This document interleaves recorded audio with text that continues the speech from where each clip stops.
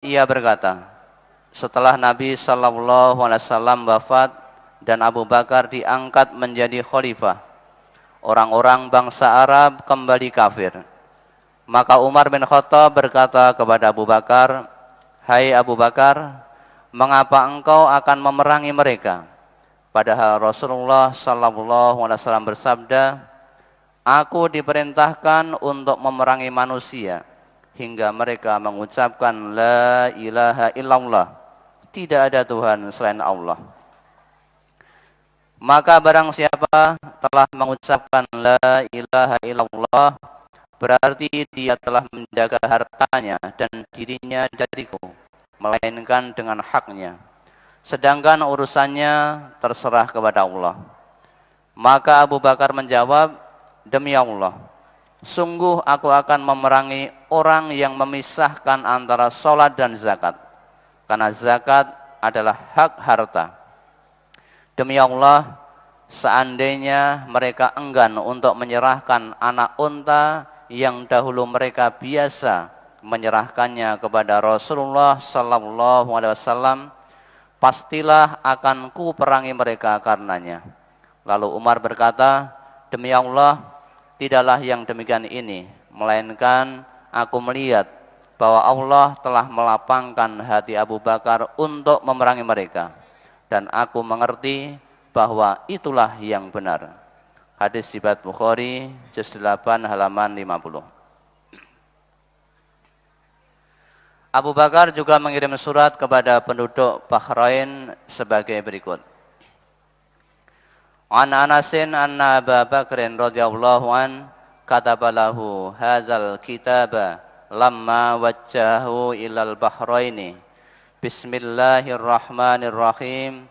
Hadhihi faridatus sadaqatil lati farada Rasulullah sallallahu alaihi wasallam 'alal muslimina wallati amarallahu biha wa rasulah. Faman su'ilaha minal muslimina ala wajhiha fala yu'tiha wa man su'ila fawqaha fala yu'ti fi arba'in wa isrina minal ibili fama dunaha minal ghanami min kulli khamsin syatun idza balagat khamsan wa isrina ila khamsin wa salasina fa fiha bintu makhasin unsa fa idza balagat sittan wa salasina ila khamsin wa arba'ina fa fiha bintu labunin unsa fa idza balagat sittan wa arba'ina ila sittina fa fiha khiqqatun taruqatul jamali fa idza balagat wahidatan wa sittina ila khamsin wa sab'ina fa fiha jaza'atun fa idza balagat ya'ni sittan wa sab'ina ila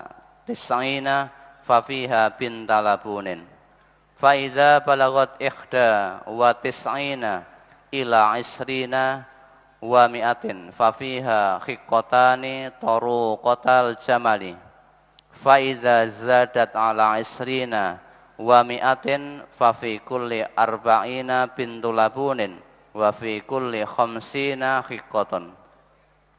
Wa man lam yakun ma'ahu ila arba'un minal ibili falaysa fiha shadaqatun illa ayyasha'a rabbuha fa iza balagat khamsan minal ibili fa fiha syatun fa fi shadaqatil ghanami fi sa'imatiha iza kanat arba'ina ila isrina wa mi'atin syatun fa iza zadat ala isrina wa mi'atin ila mi'ataini syatani fa iza zadat ala mi'ataini ila salasi mi'atin fa fiha salasun fa iza zadat ala salasi mi'atin fa fi kulli mi'atin syatun fa iza kanat sa'imatur rajuli naqisatan min arba'ina satan wahidatan falaysa fiha shadaqatun illa ayyasha'a rabbuha wa fir riqati rubu'ul usri fa in lam takun illa tis'ina wa mi'atan falaysa fiha syai'un illa ayyasha'a rabbuha. Rawahul Bukhari. Dari Anas bin Malik radhiyallahu an, bahwasanya Abu Bakar menulis surat ini kepadanya ketika mengutus ke Bahrain. Bismillahirrahmanirrahim, dengan menyebut nama Allah yang Maha Pengasih dan Maha Penyayang. Ini adalah kewajiban zakat yang Rasulullah SAW wajibkan kepada kaum muslimin dan yang diperintahkan oleh Allah kepada Rasulnya dengannya. Maka barang siapa dari kaum muslimin yang diminta dengan ketentuan ini, hendaklah memberikannya. Dan barang siapa yang diminta lebih dari ketentuan ini, janganlah memberikannya. Pada 24 ekor unta atau yang kurang dari itu, zakatnya adalah kambing. Setiap 5 ekor unta, zakatnya adalah 1 ekor kambing.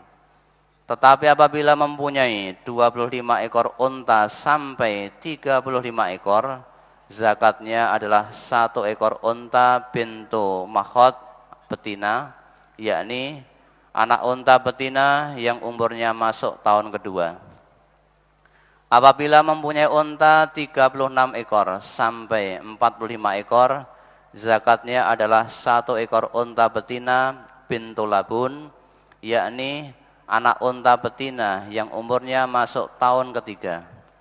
Apabila mempunyai unta 46 ekor sampai 60 ekor, zakatnya adalah 1 ekor unta betina hiqqah, yakni unta betina yang umurnya masuk tahun keempat, yang bisa dinaiki oleh unta jantan.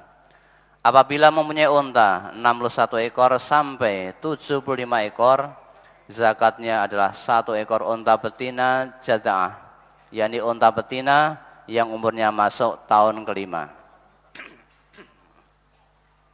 Apabila mempunyai unta 76 ekor sampai 90 ekor, zakatnya adalah 2 ekor unta betina bintu labun.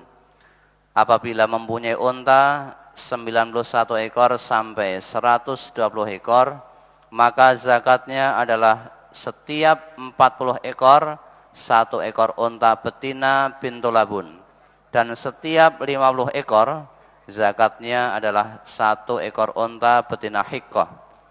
Dan barang siapa yang tidak mempunyai unta, melainkan hanya 4 ekor, maka tidak ada kewajiban zakat kecuali jika orang yang mempunyai unta tersebut ingin memberinya. Dan apabila sudah punya unta 5 ekor, maka zakatnya adalah 1 ekor kambing. Adapun zakatnya kambing yang dikembalakan, apabila kambingnya itu 40 ekor sampai 120 ekor, maka zakatnya adalah 1 ekor kambing. Apabila lebih dari 120 ekor kambing sampai 200 ekor, maka zakatnya adalah 2 ekor kambing. Apabila lebih dari 200 ekor sampai 300 ekor, maka zakatnya adalah 3 ekor kambing. Apabila kambing itu lebih dari 300 ekor, maka setiap 100 ekor zakatnya adalah 1 ekor kambing. Dan apabila kambing gembalaan seseorang itu kurang dari 40 ekor, walaupun kurangnya 1 ekor kambing, maka tidak ada kewajiban zakat padanya, kecuali jika yang mempunyai kambing itu ingin memberinya. Adapun tentang zakatnya perak, maka zakatnya adalah 1/40 atau 2,5%. Dan jika perak itu tidak ada 200 dirham, melainkan hanya 190 dirham, maka tidak ada kewajiban zakat padanya, kecuali jika yang mempunyai perak itu ingin memberinya. Hadis riwayat Bukhari, juz 2 halaman 123 bersambung.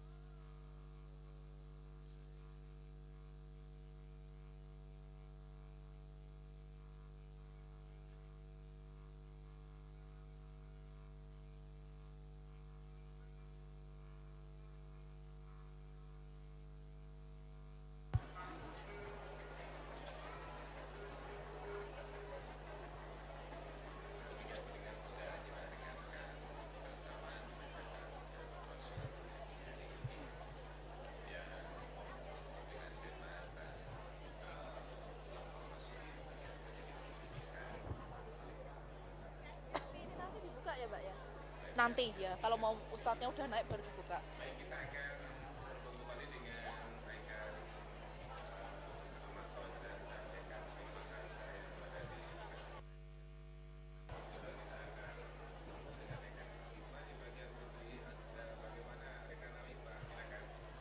Baik, terima kasih rekan Ali. Saya masih di lantai 2 untuk bagian putri. Saat ini lantai 2 sudah 90% terisi dan masih terus banyak peserta putri yang berdatangan ini. Jadi nanti yang tidak kebagian tempat di lantai 2 mohon kebesaran hatinya untuk langsung naik ke lantai 3 ya. Di lantai 3 nanti full satu lantai untuk peserta kajian putri saja. Jadi di sana Anda lebih bebas untuk memilih tempat yang nyaman untuk mengikuti kajian.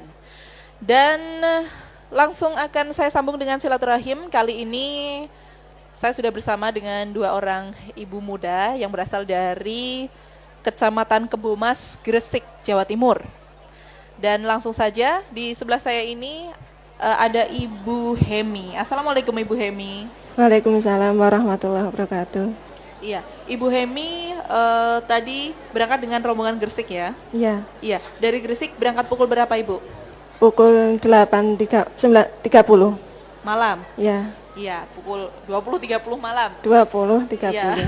Selama perjalanan lancar ya Bu ya, tidak ada kendala yang berarti. Alhamdulillah lancar.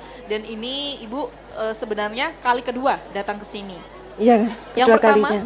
Yang pertama insya Allah tahun 2010, terus ini yang kedua kalinya. Tahun 2010 itu katanya sudah tidak kebagian tempat, jadi ada di halaman waktu itu mengikuti dari halaman. Iya. Jadi kalau masuk ke gedungnya baru kali ini. Baru kali ini. Baik, Ibu Hemi sendiri ini pertama kali tahu kajian di MTA itu kapan Bu? Pertama kali tahunya dari mertua. Terus kalau kan sering pulang, sering dikasih brosur, diajak ngaji. Mertuanya di mana? Di Ngawi. Oh di Ngawi, sering pulang ke Ngawi. Iya, terus diajak ngaji, sering diajak ngaji gitu. Waktu itu ketika pertama kali diajak ngaji oleh mertua, ayo ikut mengaji gitu, bagaimana tanggapan Ibu? Saya memperhatikan dulu, terus yang diajarkan memang Quran Sunnah, jadi memang cocok dengan saya, sudah cocok gitu. Alhamdulillah. Jadi diajak mertua ngaji, ya berangkat, tapi coba diperhatikan dulu. Dan ternyata alhamdulillah memang karena kajian kita ini juga sumbernya Al-Quran dan Sunnah, jadinya tidak mungkin ada perbedaan begitu ya? Tidak ada. Alhamdulillah. Baik. Kemudian, dulu itu waktu mendengarkan radio kok Nggak suka. Pertama kali mendengarkan malah nggak suka? Iya, sama ustadznya. Oh, tapi sudah sebelum mendengarkan radio itu sudah pernah ikut kajian di Ngawi? Iya, sudah. Sudah. Dan sukanya kenapa Mbak? Kan baru kali ini dengar ustadz kok suaranya kasar gitu ya. Kayak kasar, terus keras. Bukan keras ya sebenarnya ya, tegas ya. Iya, tapi terdengar keras gitu. Jadi kok terus dikit-dikit apalagi kan gitu Ustaz. Jadi kok ini Ustaz kok keminter tapi jadi ya kok gini gitu. Baik, agak jauh ya. Baik, tadi pertama kali mendengarkan Ustadz ternyata tidak sama dengan yang ada di Ngawi ya, walaupun sebenarnya juga yang disampaikan tapi sama. Pembawaan Ustadz di Ngawi dan yang di radio ternyata beda. Iya. Tidak merubah kesan Mbak terhadap kajian di MTA? Nek, kalau merubah itu mungkin dari cara memahami ya. Terus tapi suami terus mendorong, dengarkan dulu, terus ikuti terus gitu. Didorong oleh suami seperti itu ya, ikut aja. Kalau galak ya sudah dengarkan dulu saja. Baik, mungkin maksudnya Ustadz adalah tegas gitu. Jadi ini nanti baru pertama kali Mbak akan melihat Al Ustadz secara langsung. Al Ustadz sudah pernah di Gresik. Oh, ketika ada kajian di Gresik itu sudah pernah ketemu ya. Iya. Jadi ketika sudah bertemu langsung dengan Ustadz dan mendengar suaranya di radio seperti itu, kira-kira seperti apa Mbak? Lama-kelamaan ya berubah, iya. Mbak Yu. Lama-kelamaan biasa ternyata Iya, ya, tidak ada yang galak, tidak ada yang keminter, memang semuanya ada dasarnya. Iya, begitu. benar. Baik. Kemudian memang ini Mbak sudah lama sekali, terhitung sangat lama sekali mengikuti kajian di MTA. Selama ini sudah tergabung di kajian cabang atau perwakilan di Gresik gitu Mbak? Perwakilan. Oh di perwakilan, sudah berapa lama? 2009 udah ikut. Oh sudah cukup lama juga ya. Dan setelah Mbak datang lagi ke Solo ke Ahad pagi ini, yang kemarin baru bisa duduk di pelataran di halaman saja, sekarang sudah bisa masuk ke gedungnya, bagaimana perasaannya? Apakah sama saja seperti